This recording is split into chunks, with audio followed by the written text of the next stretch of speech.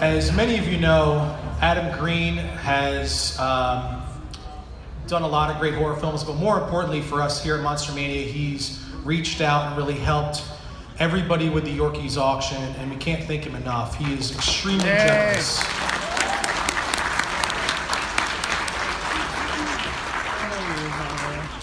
So this was an unannounced panel, and we're very excited to have Adam Green, who's done Frozen, Hatchet, he's done the Holliston TV series. We're gonna play a video. We're also gonna have Kane Hodder as soon as he comes down from his table, or comes out from his table, and then we'll have a nice little panel. We can all shoot the shit for about an hour or so.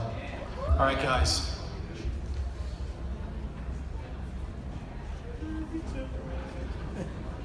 Very much.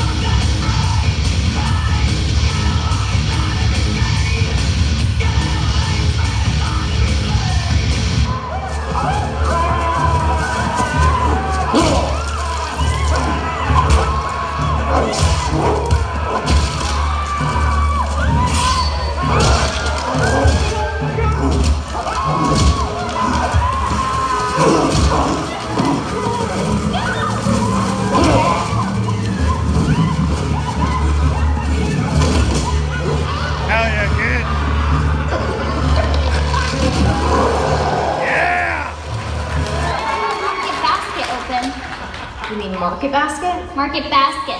No, the emphasis is on market. Market basket. Market basket. No, market basket. Market basket. Market basket. Market basket. No, say market.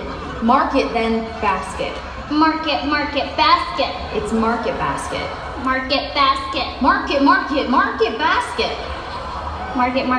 basket. Try whispering basket. Market basket. The emphasis isn't on basket. Do you know what emphasis means? No. Clint? Yeah, man? Don't you fucking let her alone! No, I won't, man. Don't you let her alone!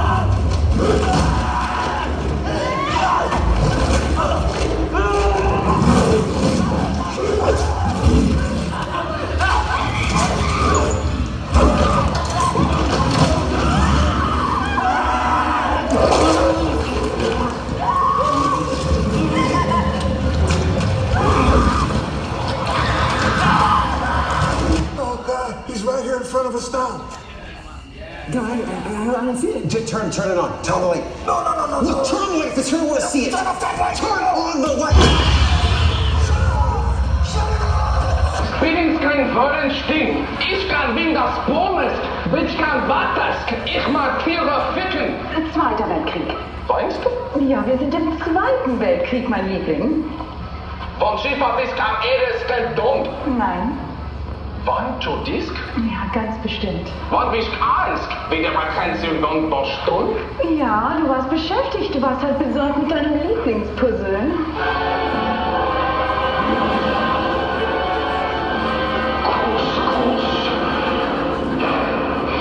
Nein. Wir müssen uns beeilen.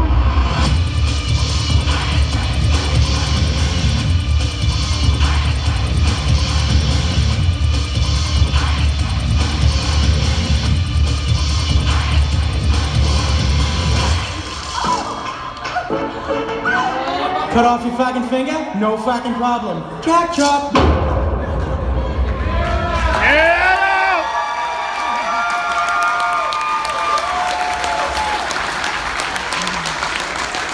Adam Green! Thank you. So I know that's the same video introduction that we played 2 years ago when I was here, but so many people were requesting it and hadn't seen it, so I brought the same one. Sorry, I also didn't know I was coming here until like yesterday. So. Thank you, Adam! Yeah! Now, every time today when I mentioned this panel was coming, everyone would hoot and holler and go crazy, so I'm expecting this to be a crazy Q&A. Crazy. We got this. So, does anyone have a question to start us off? Yes, in the back, yep. What's your favorite grindcore band? My favorite grindcore band? That's impossible. Just before I know I'm sort of switching the subject here, but I was asking somebody who's in a metal band. Obviously we know who the big four are, but I was like, all right, if it had to be the big six, who would the other two be? What do you think? Right? Napalm Death at least. Really? Napalm Death over like Testament and Exodus? Exodus, Yeah! right? Like, And Overkill! see, there's no good answer. Like it's. Anyway, all right. Guar? You can't go wrong with Guar, man. All right, I'll give you that. Guar, big six. So we can handle this like I typically would with a Q&A and ask you questions like, so Adam, how do you think of these movies?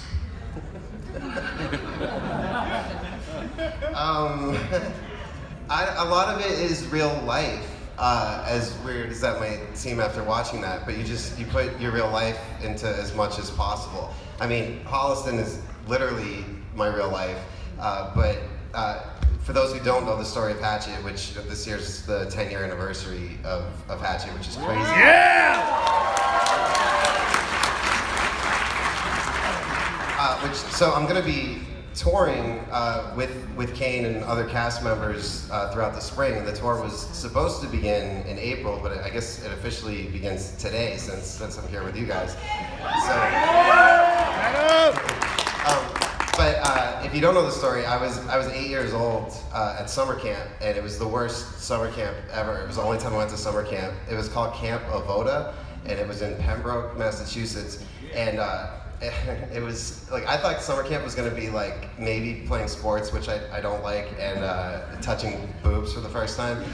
But instead they had us like scrubbing toilets and cleaning floors. It was like a concentration camp for a summer. And on the first tour for Hatchet, when I was doing festivals, I told this story about how the counselors said, stay away from this one cabin, because it's where they partied. They're like, if you go near this cabin, Hatchet Face will get you. And all the kids were like, oh shit. And I was like, yes. Like, who's Hatchet Face? And how's he gonna get me? And the counselors were like, I don't know, he's just whatever, Hatchet Face. So that night as we were going to sleep, the other kids were like, do you think Hatchet Face will get us? And I made up the whole story of Victor Crowley right then and there. And I was 8. And then they had to call my parents and have a talk. They were gonna send me home from camp, which I wanted to leave. I'm like, no, I am sick. I am gonna kill somebody. Like, send me the fuck home. And so at the screening in, I don't know where it was, Spain maybe, I told this story and someone raised their hand and they said, do you speak Hebrew? I said, no, I don't, even though my mom was a Hebrew school teacher. And they said, avoda means work in Hebrew. So my fucking mom literally sent me to camp work. But if she hadn't, there would be no Victor Crowley. So, but yeah, it's real life stuff like that where it comes up. And really, you know, I love horror. I always have, because I love the holiday of Halloween so much. I loved the sense of community. I love going to the conventions. I mean, you can go to any of these conventions and with the most minimal amount of effort, you can make 50 new friends that you didn't know you had. Nobody judges anybody here. It's not like any other genre. And yeah, but I was really fed up in the 2000s with what was happening, because it was either remakes or found footage or torture porn. And I didn't get into this because I wanted to watch someone get tortured for 90 minutes or watch a woman be raped or watch animals get hurt. And so I wrote Hatchet. And when the script first went around, the response was super negative in Hollywood, because they were like, is it funny or is it scary? Like, you gotta pick a side. I'm like, why? Like, why can't it just be fun? And they're like, because you have these deaths that are so graphic and violent, but then it's funny. And I'm like, right? And they're like, no. And so nobody was gonna make it. And out of all the rejections, the best rejection letter, which I never say what studio it is because I wouldn't ever want to get in trouble with Universal Studios. They said, the writing's great and we'd love to have you come in about writing other projects, but this film will never get made because it's not a remake, it's not a sequel, and it's not based on a Japanese one. And so I turned that into the fucking tagline on the original posters for festivals. So I didn't have any meetings at Universal for a good 5 years after that one, but it was worth it because it was really funny. And yeah, but I just didn't like what was happening. And so I made this movie that Hollywood was saying nobody wanted, and then thankfully this happened. And so it's all the fans. I mean, that movie was not marketed, there was no advertising when it was in theaters. The MPAA cut every death scene out of it. It was hard. And then with the sequel, 5 years later, most of you know, that got pulled from theaters in its opening 48 hours, which has never happened in the history of cinema. Because I went around them that time and just said, fuck you, I'm not gonna get a rating. That didn't work out. So it's been a very wonderful and a very tragic 10 years with this franchise. So, which is why when people are like, when are you gonna make another one? Like, I'm a masochist, but I'm not stupid. Like, so you never know. Anybody have any questions? Yes, right here, yep. Which will the new season of Holliston start? The question is, when will the new season of Holliston start airing? So, this has been really hard. So, Holliston took 13 years to get made. That was the thing that I went to LA to make. It was based off my first film called Coffee and Donuts, which if you've seen Holliston, you've seen Coffee and Donuts. But there was just all these empty promises. At first, in 2003, it was sold to UPN. Remember UPN? It's like the story of the white kid from Holliston's life was going to be on UPN, right? That wasn't going to work. But Tom Shadyac was producing it. It was like a dream come true. And then the very week that I turned in the script, there was a merger between UPN and the WB to become the CW. So all development was shelved and they held the rights to my life for 5 years. So then in that time I made Hatchet and Spiral and Grace and Frozen and then G4.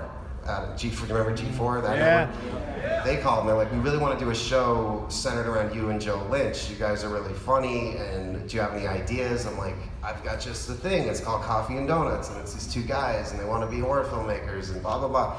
And so they bought it, and I wrote the script, and then there was a merger, and they became the Esquire network. So but that time I never signed my contract, because I knew better.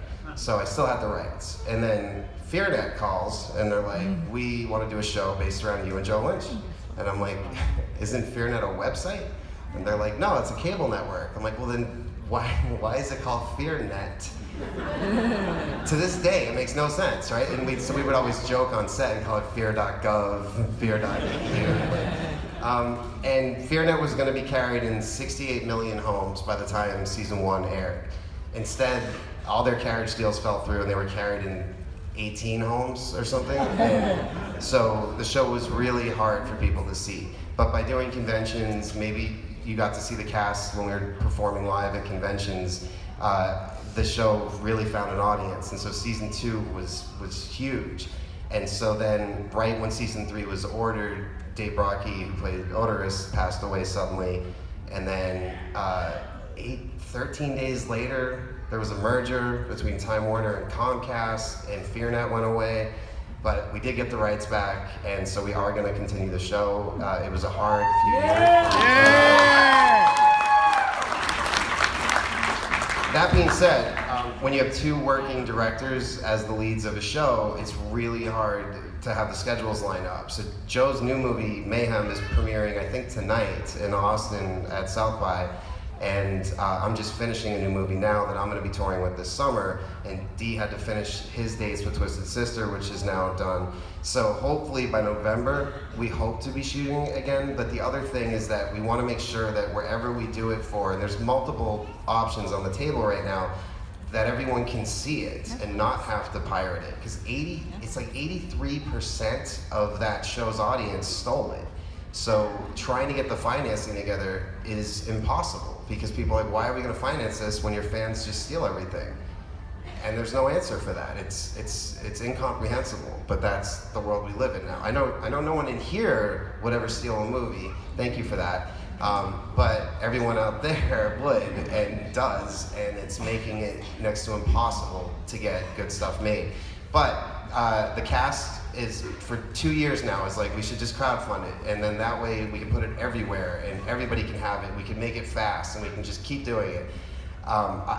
I just, the whole crowdfunding thing, I just don't think it would work. So we're gonna end up taking one of these deals most likely, unless the cast talks me into crowdfunding, but I don't know. But we do have deals on the table that we can take now, and so November is hopefully when we would shoot. It takes about 9 months. It's like making a baby. I'm told that takes 9 months. I don't know, 10, 12. How long does it take to make a you're walking out with a baby. How long did that take? 10 months. See? 10 months. I don't know anything. Netflix, the biggest piracy site in the world. Yeah, Netflix does not pay residuals to anybody. They don't pay the artists. It's a whole thing. So it depends on what level show you have. So it's a great service. I use it. We all use it. But I don't know if it's necessarily right for Holliston. We already do the show for next to nothing. We do it for the love of it. We do a whole season for less than the cost of one episode of a network sitcom. So, and whoever does this next season is also going to get the first 2 seasons with it. So that's why we're being very careful. And not to mention, look, we could sign a deal and then that place goes under in a merger and then they own it for 8 years and I can't touch it. So we're being very careful and we're not going to accept the deal until right when we start. But we will come back. Great. Yes, right there, yep. What's your favorite Rocky memory? My favorite Rocky memory. Oh my God. All right. So, Dave, when he was memorizing his lines for Holliston, he would read them into his phone and he would basically read my lines because all his scenes were with me. He would read my lines and then leave space so he could just sit there in his dressing room and play my lines, say his lines. And I was walking by his dressing room because it was unfortunately next to mine. That costume smells so bad, like you have no idea. And I heard, and then you'd hear him, and I'm like, what the fuck is that? He's like, it's you. I don't sound like that. Yes, you do. And that was the end of it. That was his impression of me. Right in the back, yep. Came all the way from Massachusetts. Just want to say your inspiration to everybody from that state. Thank you for everything you represent that state in the world. Thank you.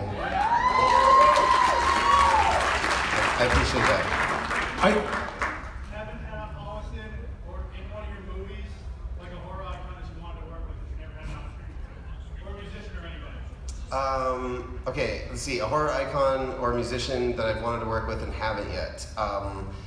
Came really close to working with Angus Scrim, like twice, and it didn't happen, which sucks. I don't know if you guys ever met Angus at a con or anything, but the nicest guy. So sad that he's gone.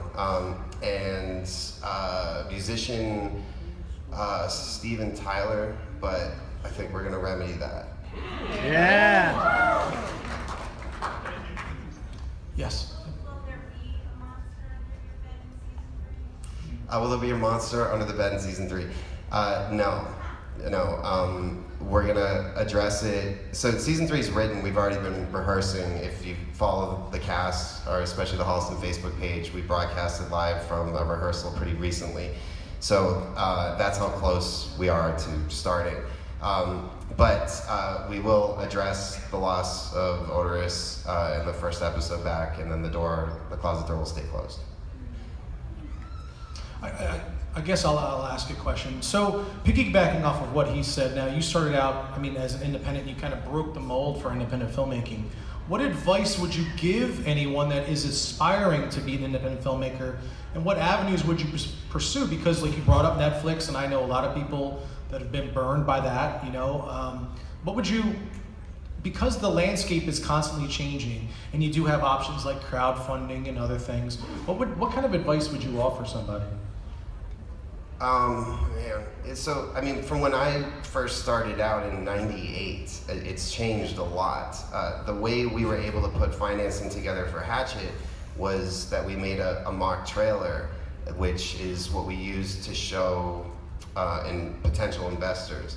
And that mock trailer, when it got online, a lot of people thought the movie had been shot at that point. And all it was, if you ever saw it, it was a little girl's voice telling the story of Victor Crowley. It's the same voiceover that's used in the actual theatrical trailer.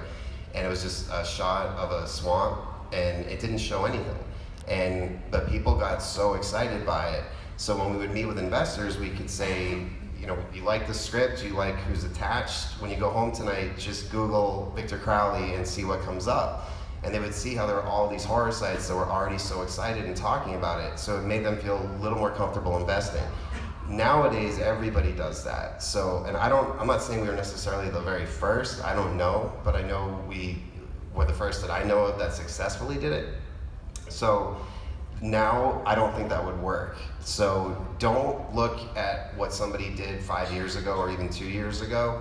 You have to figure out what the new thing is. And I know everyone says, you can shoot a movie on your phone now, you can just put it on YouTube. Well, there's 8 billion things going on YouTube every day, and the one with the dude getting kicked in the nuts or the cute cat is gonna beat you every time.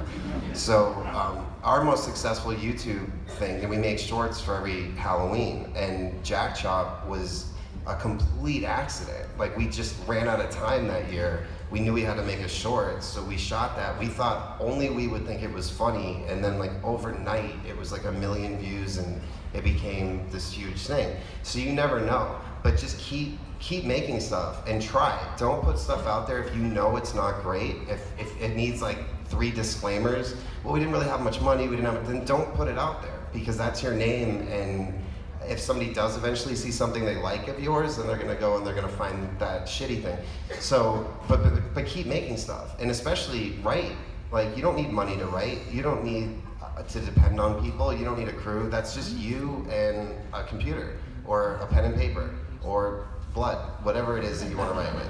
So do it. Just write. And these conventions are so important, because like within this room, there are so many creative people that want to do the same things you want to do. So find your film family, talk to each other, work with each other, help each other, have each other's back. That's been the entire secret to my success is Aeroscope. It's this family of people that have stuck with each other through so much, and that's what you need to find. Without it, it's so impossibly hard without it. That's great.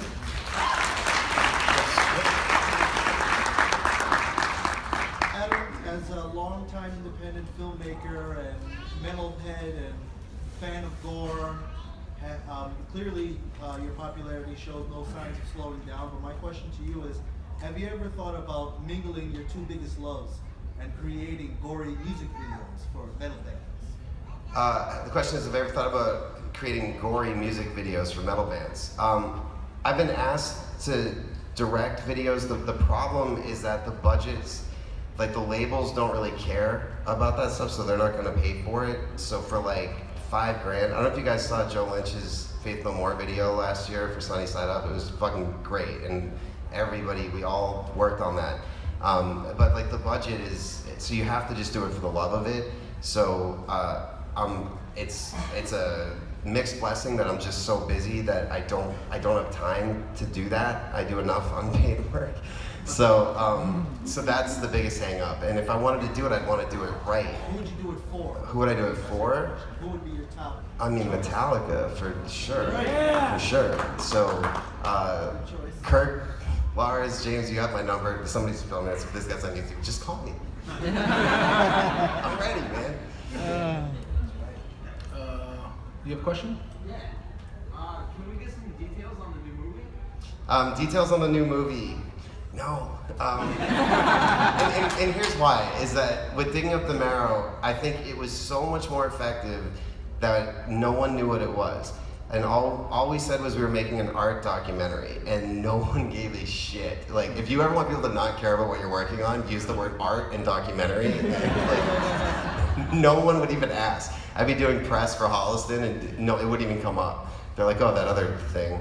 And then we surprised everybody and just screened it at Butnumathon, which is a thing that Harry Knowles does. Wasn't it Butnumathon? I think that was where it premiered. Yeah, and that was how word got out. And every screening, I would always tell the audience, remember what this was like for you, that you didn't know what it was. So you feel free to say if you loved it, you hated it, whatever, but don't say what it is. And everybody honored that. And as we toured through the country with it, thankfully the word of mouth was always positive, but nobody spoiled it, and that made it so much more fun. I mean, hopefully for those of you who have seen Digging Up the Marrow, you remember that the first time you saw it, you had no idea what it was and how much more fun that was. So I'm not saying that the new thing is necessarily like another Digging Up the Marrow. Maybe, maybe not, but whatever it is, I think when we first unveil it, because we're going to be doing this Hatchet 10th anniversary tour, so dates are going to be booked, but you'll notice tickets won't be on sale yet. So at one of those early dates, there's a chance that we show something else instead, and then tickets will go on sale for the rest of the tour, and people will know what it is. So it's been so hard for the past 2 years making a movie and keeping it secret. And my hat's off to my crew, because it would be so easy for them to slip up or say something. Because a lot of them didn't know on set until like maybe day or night 3. And then they're like, oh wait, what are we doing? And it involves a plane, I can tell you that. And we had to build a plane, and it was crazy. There's underwater photography. It was super ambitious and really, really hard. And but I'm like, it's killing me that I can't just show it, because it's almost done. Like, it's just like color and score. That's it, and it'll be done. So it'll be coming really soon. And I'm so confident you guys are gonna enjoy it. Like, I'm so confident, and I'm never confident. Like, normally I'm like, oh man, this is gonna suck. Frozen, I didn't believe at all people were gonna like it. I'm like, it's 3 people in a chair. I'm like, fuck. But no, there's Kane. Oh wait, no. But give it up for the Victor Crowley cosplay, man. That's fucking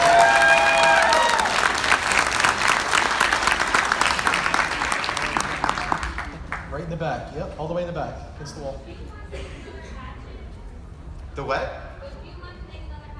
What I want to make another Hatchet. You know, for the longest time I always just said never. Like, it was so hard, those 3 movies, and it was always supposed to just be those 3 movies, which hopefully by now you've gone back and watched them back to back, and you see that it's one movie with 3 acts to it. And if we ever did, which I can't believe I'm now saying if, but if, it would have to be because I had something new to say with it, and because I loved it again like I used to. And it's been so nice to just do other stuff, and which I've always done, is that I would do a Hatchet movie, I would go do 3 other things, and then I would go back and do another one. So maybe in time. The only reason I'm now saying if instead of never is because we lost Wes Craven, and that was a absolutely crushing blow. He didn't tell any of us that he was sick, which I think is probably the right way to do it, especially for a guy as private as Wes. But it hurt really, really bad. And at his memorial, I'm hearing from guys that I just worship, and they're like, you know, because when a guy like that dies, the generation that's doing it now looks at each other and they're like, what have we done? Like, everything we do sucks compared to them. And I think it was Tom Holland who said, how do you think we felt in the 80s? Like, you love Child's Play and Fright Night and the things that we did, but we were standing in the shadows of Hitchcock and Kubrick, and, you know, no one really respected what we were doing then. Now you guys love it. So he's like, you gotta give yourself a little bit more credit. And what other slasher icon is there besides Victor Crowley right now? And it got me appreciating it a little bit more. And then you're at the memorial and you're hearing this over and over again from guys that you worship, which I'm just surprised they would even know what it is, you know? I am starting to love it again, and I look at that Victor Crowley statue in the Aeroscope office a little bit more and more. But if it ever does happen, it'll be, like I said, I have something new to say because I love it again, and it'll probably, just like the new thing we're making, I probably won't tell anybody, and then it'll just be like, surprise. So where did the idea come from digging up the marrow? Because that was really, I mean, just like you said, I bought the DVD, just same as everybody else, or Blu-ray, and got home and watched it. And at the end, you're not sure what you're watching in the beginning, and then you kind of start to get a grasp, and then, because it kind of, to me, I could see like little monsters in there a little bit, you know what I mean? I could see like a bunch of different influences. So I was just curious as to what influences you took from that. The movie happened all because of, so I get sent weird shit at the office a lot, which we don't publicize the address anymore because of some scary stalker situations, but, which hopefully it's nobody in this room. Yeah, but I get sent weird stuff all the time, and one of the things I got sent was a package from a dude claiming Victor Crowley is real, and I fucked it all up and I didn't tell the story right. And I'm reading this stuff, and it was so detailed. Photographs of a swamp, like circled, and this is where he was born. You have him in Honey Island Swamp. He wasn't born anywhere near Honey Island Swamp. And I'm like, this is amazing. We should go interview this guy. And then Will Barrett, my DP's like, until he deliverances you out in the swamp. And I'm like, oh yeah. So I put the idea aside, and the next week, or two weekends later, I was doing a Fangoria convention, and I'm signing at my booth, and a dude comes through with a pamphlet called Digging Up the Marrow, filled with artwork, and he says, I just wanted to say thank you for all the inspiration you've given me, and you know, and how you've helped my artwork. And I'm like, thank you, that's great. I put it away, I'm gonna look at it later. And I do. Anybody who's handed me anything this weekend, I look at every single thing that you give me. I read every letter you give me, but I wait until I can really sit down and do it, and not do it at the table, because it means the world that you would take the time to share yourselves with me. And I start reading it, and I realize, like, oh my God, this is Alex Pardee. Like, I didn't know what he looked like. So I'm like, that was fucking Alex Pardee. Like, half my house has his artwork in it. And I'm like, this is amazing. And his art exhibit was about a guy named William Decker, who was a former police detective who claims that monsters were real. And Alex had found his journals and decided to illustrate them. And I'm like, if William Decker was the crazy Hatchet fan who sent me, because I didn't want to do anything involving Victor Crowley, what if that's what it was, and we use ourselves, and then it'll be this weird mockumentary where it's like, is it real, is it not real? The biggest hurdle being, at the spoiler, once you see the first monster, you're gonna know, obviously, it's a movie. So we didn't want to cast an unknown as Decker, because then you'd actually be believing it so much that a monster would show up, and then you'd say, oh, it's a hoax. And then the whole movie would become about it being a hoax. So we purposely cast one of the greatest character actors of all time, Ray Wise, and who is so fucking great. And like, we've all known that forever, since Swamp Thing, since Twin Peaks. I mean, Reaper, that show was so good. And but to finally have him be the lead in something was amazing, and to get to act opposite him for a whole summer was incredible. So that was how it came together, and it was a mix of, I mean, the one thing that it wasn't a mix of, which it is so obvious, but it wasn't until the first screening when somebody asked, was Nightbreed. I never once thought about Nightbreed. And the dude's name is Decker. Like, and Alex was like, it was totally Nightbreed. I never realized it. I lose like 10 points in horror fan credibility for that. I mean, I'm admitting it. I should be like, oh no, man, it was Nightbreed all the way. I didn't think of it. So yeah, but that was what it was. And I love the idea of playing with reality, which is why we played ourselves in it. Because we all are into this because we want to believe. Just like people that are into UFOs and stuff. I mean, who doesn't want monsters to be real? And when I was a kid and I would think about the monster under my bed or in the closet, if it hadn't eaten me by now, it had to be my friend. And maybe this comes from my love of animals, but I always would like to think that monsters are actually good, or at least most of them, and that they stay hidden from us because they're afraid of us. So starting to play with that, and then started turning myself into a little bit of like more of an asshole, so that I could unravel it for story purposes and kind of screw it up for Decker. And if you've seen the movie, you know how it ends. But that's another great example. We had a sequel all mapped out and ready to go, and that movie was made with the sequel already ironclad. But most people decided to pirate it and steal it. So the sequel's probably never gonna happen.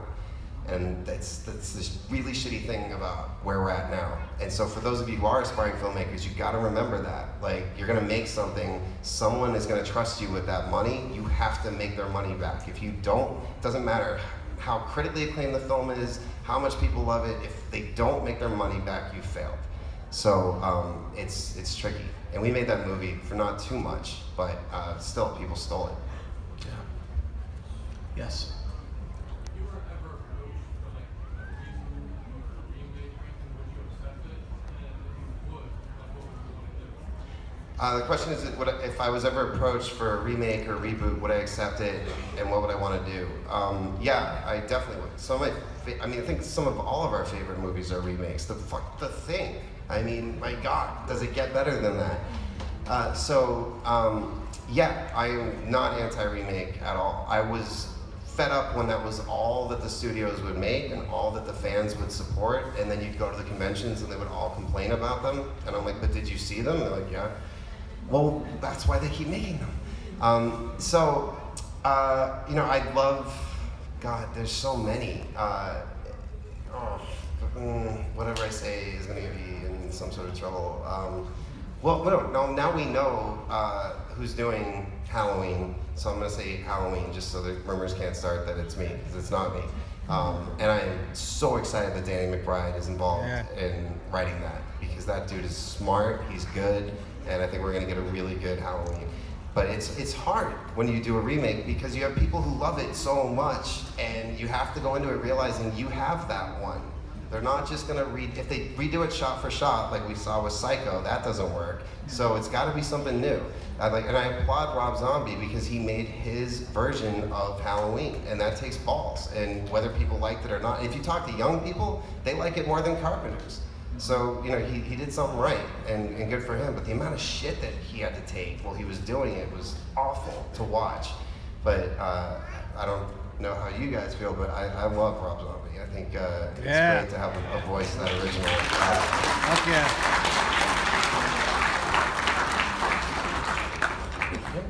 I just want to say that, you know, having like 2 or 3 times a week, people say like, oh, do you have a fire stick? You know, they're always pirating movies like it's no big deal, and I try to tell them, you know, spread the word. Listen, when you do that, people lose jobs. Sequels don't come out, like that. So I think it's just a lot of apathy out there. They think it's normal to pirate stuff. I don't think there's a solution at this point. To piracy, it's education. It's spreading the word. It's when you know that your friends are doing it, trying to talk to them about the damage they're actually doing. But it's a moral thing, and it all goes back to Napster and why the rest of the music community didn't have Metallica's back, and everyone was so anti-Metallica. Look at them suing their own fans. If you're stealing something, you're not a fan. A fan supports the thing they love. And Metallica had to go down as the bad guys in that, but they were right. And it's hard, but I know no one in here does it. If you do it, hopefully you stop. And if you know people who do it, ask them to stop, explain to them the damage it's doing, and hopefully we can get it going again. But the one, I want to be positive here, is that there's these like small distribution companies that put out the stuff that we all love, and the artist doesn't get the money if these things make money. Hatchet made a lot of money. I got 0. Frozen made even more. I got 0. Like, it doesn't work the way it should. But out of the ashes of what's happening, I think a day will come when it's artist and fan, and the fans support what they love, and the artist makes what they want to make for their fans, and everybody else can go fuck themselves. And I think that it can work. So we'll hopefully go for it.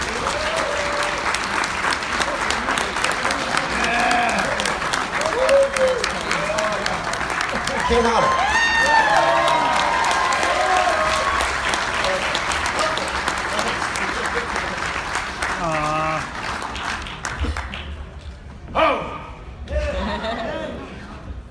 All right, so we're gonna wrap it up. Last question. No, you guys got at least 10, 15 minutes. All right. I did want to add to that when I say a day will come when it's going to be artist and fan. One of the things that I've been doing, hopefully you guys have been watching the original online series that I do for free, like Scary Sleepover or Horrified, is we just keep providing content. From the Movie Crit podcast every Monday to a new episode of whatever show we're doing, just trying to bring the fans to us directly. And so trying to build towards that day when we just make what we make and we only deal with you, and that's it. That's why we're touring with movies now. Like with Marrow, you couldn't pirate it, not at first. I had the only copy of it, and that was it. So I would stand in the projection booth in every city, and I wouldn't leave until I got it back. And you know, the one place where they tried to pirate it right in front of me was my own hometown, man. The projectionist left for a second. Some dude showed up at the door and he's like, I'm here for it. I'm like, here for what? He's like, the Blu-ray. I'm like, the Blu-ray of what? And he goes, oh shit, you're him. Yeah, man, I'm him. But he was just gonna... So he's dead now. But he would have taken it and put it online and that would have been it. And I don't know what the people who do it, what they gain from it, but they feel like they're Robin Hood or something. They're like, fuck these rich Hollywood people. If you want to see my tax returns, I know Trump won't show his, but if you want to see mine, they're appalling. So now that Kane's here, let's ask a question about how did you decide that Kane was your guy in the Hatchet series? I mean, because he's Kane Hodder. Of course.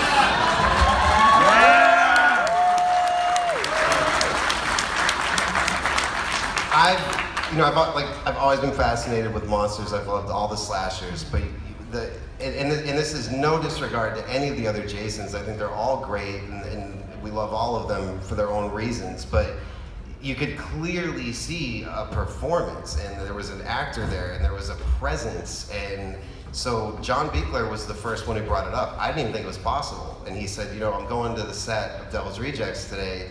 Kane's coordinating. Do you want me to show him the script for Hatchet? And I was like, the biggest. My boner was so big. And yeah. I was like, yeah, that sounds cool. And then when Kane and I first spoke on the phone, we agreed to meet for dinner. And I was gonna bring all my Jason shit. And the producers were like, don't do that, man, just be cool.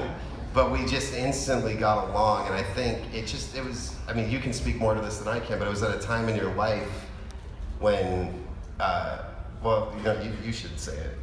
But I mean, you were at a point in your life where the Freddy versus Jason thing had just happened. He wasn't gonna be playing Jason anymore, at least at that time.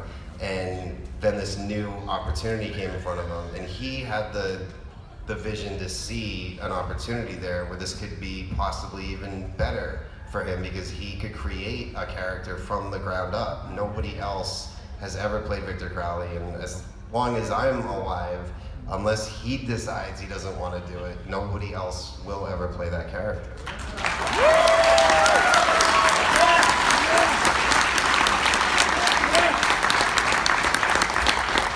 So, from my point of view, I was contacted by Adam and Corey, and we had that meeting, that dinner meeting, and I've had lots of meetings with lots of new filmmakers that, you know, are gonna bring up the next best thing, and I got this idea, and it's always good.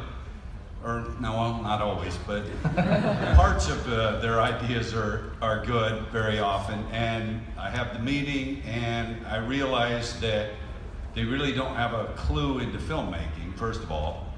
And they don't really have anything behind them. They just have an idea, and sometimes I'm not even sure if it's just getting a meeting just so we can hang out for a few minutes or what. But when I sat down with Adam, and you know, I'm not afraid to admit this, I didn't have high hopes at first. What?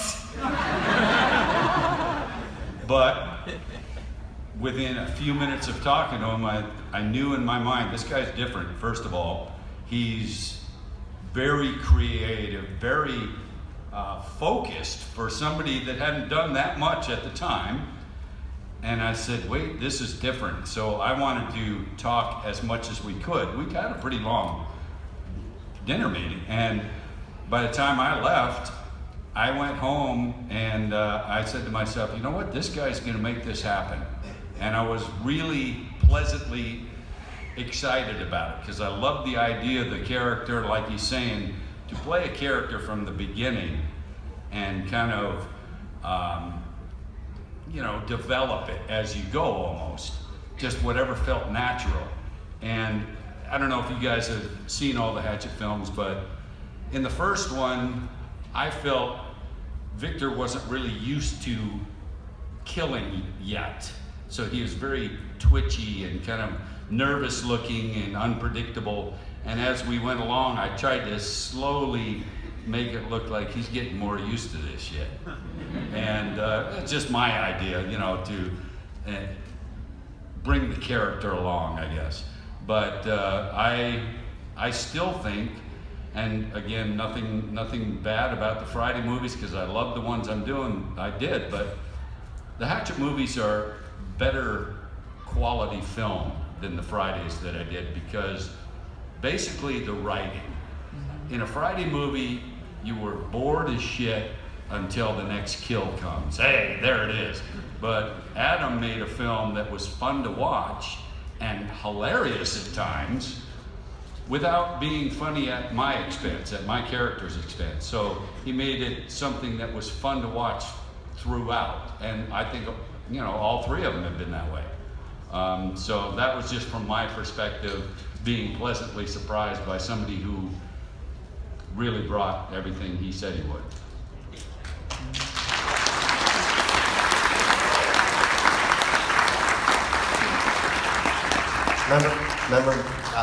Remember my boner? Go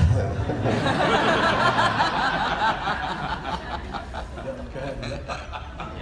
I know your story about how you became such good friends with Lee Snyder, which you shared with us at the last.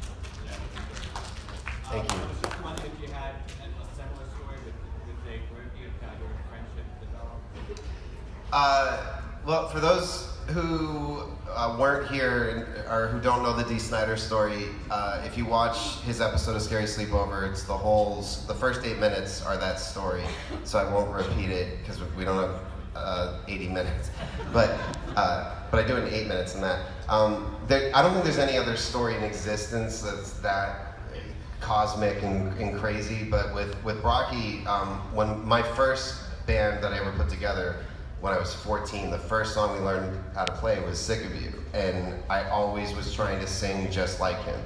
And so when we eventually ended up becoming friends, I played him that stuff. And you know, he's just laughing. He's like, you're just blatantly ripping me off. I love it. And I was. And but it was for Holliston. And this was back at remember I told the story earlier how at one point it was at G4. That was when I first had a meeting with him and said, I'm doing this sitcom and I want Odorous to be on the sitcom. And he just was laughing so hard at the thought of Odorous being on a sitcom. And he's like, so the studio audience, the laugh track, the whole, really? I'm like, yes. And he read some of it and he was like, yeah, I'm in. It was the fastest yes I ever got. But he was like, this is never gonna happen. He's like, I think the show's gonna happen because I love the writing, but they're never gonna let me be on it. But whatever, man, good luck. And then it happened. But that's also been part of the problem is like, people are like, why don't you bring it to a bigger network? They won't let me, they don't understand horror fans at all. And to some extent, even when we made it at FearNet, they didn't. Some of the best moments in that show are the heart. It's the emotional stuff that you didn't see coming and then suddenly you're crying. And the network would battle me on that. And they're like, you need to cut that stuff out. Horror fans don't want to see that. I'm like, if anyone knows what it's like to have their heart broken, to want something that they can't have, to feel like they're not welcome, that they're not part of something, that it's never gonna happen, it's us. And so to take that out, like, that's why it's a show for us. Like, we're seeing ourselves portrayed on a TV show as real people, not as sight gags or weirdos or fucked up people, like real people like we all are. And so it was always a battle. But Dave was, and I was just saying this to somebody at my table, that his last moment in that show, he's actually serious, and he gives that big speech about why you can't give up. And like, that was his last, I mean, I couldn't have written it better if I had known what was gonna happen. We are going to wrap it up because we have about 10 minutes left, but I just want to make sure that people are aware that tomorrow, Adam will actually be a part of the Yorkie auction, and maybe you can just talk about how important that is for you. It is so important, and it's, aside from my love for you guys, it's why I'm here on such short notice. I love that David Hagen and this convention work with Save the Yorkie Rescue. For those of you who listen to the Movie Crit podcast, you know, last summer we did a 48-hour live marathon, which apparently put us in the Guinness Book of World Records. We didn't know until another podcast started claiming they broke the Guinness Book of World Records for 12 hours. We're way stupider than you are, guys. Anyway, and we raised, in that podcast, we raised almost $14,000 for the Yorkie Rescue, which was amazing. Thank you to everybody who listened. But the last time I was here, we raised $7,000 at the Sunday auction, which was a new record. And so I'm really hoping tomorrow we can beat that. And when you come here, you'll see they'll have some of the dogs here. And somebody actually asked a really good question this weekend at the table, where they said, why do Yorkies need all this help? Aren't they fancy, expensive dogs that people buy? And that is such a good question, because it's true. They go for $1,500 a puppy. And when you go to the pound, you don't normally see them. But what they don't tell you is that a lot of people buy them because they're cute, and when they have health problems, or just once they're not puppies anymore, they get dumped and they get abused horribly. These are little dogs that cannot fend for themselves or do anything. I don't know if they're gonna tell this story tomorrow or if they told it last year, but there was one at the shelter called Phantom whose parents decided the best way to get her to stop barking would be to hold her face against the stove. Oh. And through the Movie Crit podcast and the money we raised, Phantom can see. And that's thanks to you guys who gave and supported Joe and I as we did it. So I don't think there's a person in this room who would agree that they don't love animals more than people. And so I hope you come tomorrow. I'm bringing some awesome shit because I want to see that record broken tomorrow of $7,000. I'm bringing some screen use stuff from Hatchet 2 and some screen use stuff from Chillerama. I brought a lot of stuff. And as you know, Arisco, my studio just got flooded. We lost thousands of dollars worth of shit. The whole place is in disarray. And as soon as I got the call to come here, I spent the night digging through and finding stuff, and it's all stuff from my personal collection. It's really cool shit. So I hope you bid high, and we save a lot of dogs tomorrow. Before we wrap up though, I do want to just say to Kane, I have a question. You played an icon, which made you an icon yourself. Did you ever see it coming again with Victor Crowley, that it would turn into what it did? You know, I don't think I really did think it would happen to the extent that it has.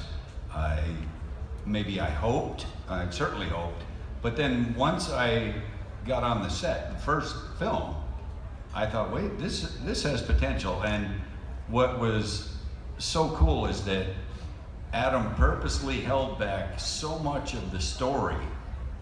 Instead of like so many people tell their entire story in the first film, it's successful, then they ask to do a sequel, and they say, oh boy, what do I do now? But Adam purposely held stuff back, like Tony Todd barely being in the first movie, so that he could be explained in the second one and third. And I guess I would hope that Victor would have taken off like it did, but I honestly didn't think maybe at that time that it could be the same as Jason. And now, you know, I run into people aside from conventions, and more it's like, oh, I saw you as that killer in the movie, and I'm expecting them to say Jason, and they say Victor, or Victor's dad, which is very cool for me too, because I played him, you know, in flashbacks. But I don't think it's any different now. I think Victor has almost surpassed in the popularity because, you know, newer, younger fans, and I just love the character so much that I'm happy to and very proud to have been a part of two, you know, characters that are known so worldwide, really. But I just love it.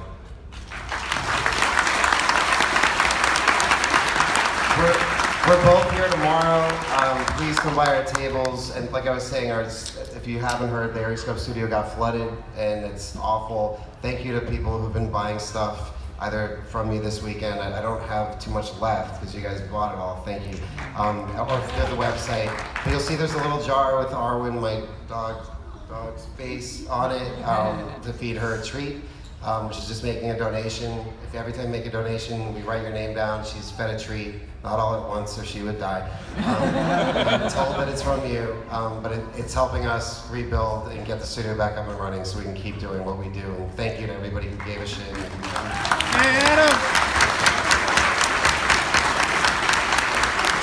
And I just want to say one thing too. I've never owned a dog in my life. I've never had a pet dog, ever. And, you know, when I was hanging around Arwen, I was saying, this isn't really that bad. Not like I thought. I now have a little female mutt that we rescued, and her name is Hazel.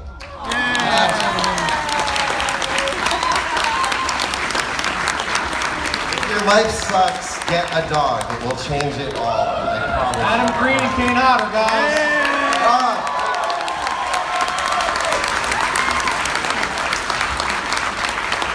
Thanks, guys.